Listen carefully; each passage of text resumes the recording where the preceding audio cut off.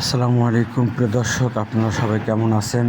আমি আলহামদুলিল্লাহ ভালো আছি। চরমোনাই মাহফিল আগামী 1, 2 ও 3 এপ্রিল 2026 আনুষ্ঠানিকভাবে শুরু হবে ইনশাআল্লাহ।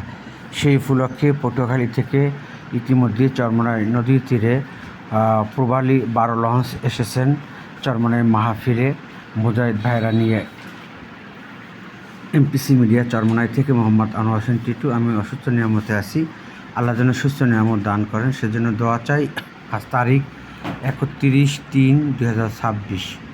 প্রিয় দর্শক, আমরা বেশি বেশি মহান রব্বুল আলমিনের দরবারে দোয়া করব।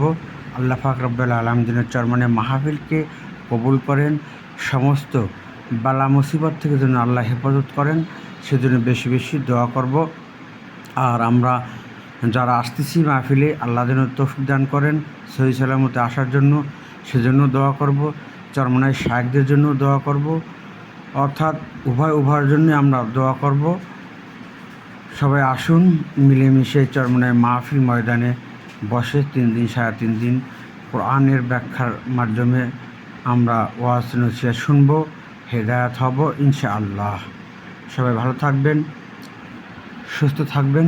আল্লাহ হাফেজ।